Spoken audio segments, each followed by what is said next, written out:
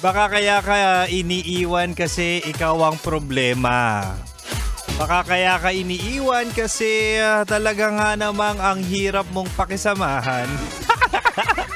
Diba? Baka ikaw laging gusto mo na susunod ka at sa relasyon, ikaw yung hindi makontento.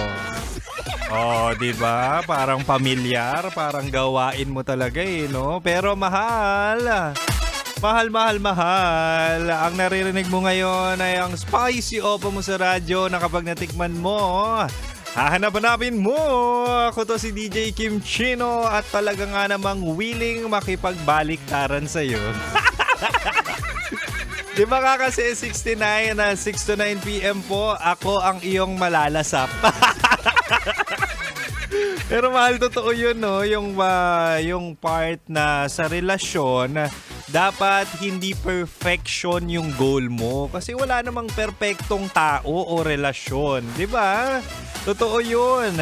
At baka masyadong mataas yung expectations mo sa relasyon, sa tao, at sa ugali ng tao. Kaya ang ending, walang relasyon na tumatagal sa'yo. Walang taong tumatagal sa ugali mo. Sige, try natin remedyohan. Try nating remedyohan ang ganyang mindset mo, no? At talaga nga namang bigyan kita ng tatlong ways or paraan para makontento. Kasi yan ang pag-uusapan natin sa Chinitox. Usapang pag-ibig mula sa chinito ng buhay mo. O, ito na mahal. Umpisa na natin. Una, para makontento sa relasyon, dapat tigilan ang comparison. Ito yung sinasabi natin na walang perfect na tao, kaya walang perfect na relasyon. Pero alam mo, naniniwala ako na merong tamang tao para sa'yo, hindi nga lang perpekto. Kaya wag mong ikumpara sa iba yung ugali ng partner mo or ng jowa mo. Minsan mahal, kakakumpara mo, nawawala na yung appreciation part ng or pag-uugali mo. Hindi mo na na-appreciate yung pagmamahal niya, yung efforts niya, yung mga binibigay niya. Kasi nga, nakatuon ka sa couple goals. Yan ang problema ngayon. Kaka-TikTok mo yan. Kaka-TikTok mo.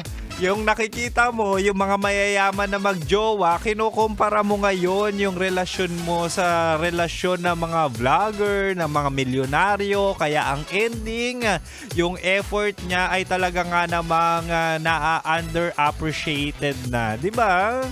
Kasi totoo lang love is not a fantasy. It's a commitment. So definitely, dapat understandable or understanding ka na yung partner mo, kung ano yung kayang ibigay, yun na dapat yung something that you will be grateful for. Wow! Saka totoo yung sinasabi nila, mahala, yung comparison is the killer of joy. Kakakumpara mo, hindi ka na sumasaya. Kakakumpara mo, hindi na nagiging enough yung kayang ibigay ng partner mo. Masyado ka ng maluho. Bawasan yung social media. Kung kaya namang kayong dalawa na lang ang magkakaroon ng opportunity para mag-bonding, di ba? Kung pwede mong bawas-bawasan yung pag-scroll mo dyan. At talaga nga namang ma-appreciate mo yung maliliit na bagay at pagmamahal ng partner mo. Isa pa lang yan, mahal. Isa pa lang yan sa paraan para makontento ka sa relasyon. Makinig ka sa akin kasi hindi mo alam kung paano makontento. Anyway, si Kim Chino ay hanggang 9 p.m. pa. 9 p.m. At meron pa akong dalawang bala dito para makontento ka sa relasyon. Kaya mahal, manatiling nakatutok dito lang sa 90.7 Love Radio. Kailangan pa bang i-memorize yan? Basic. Metro's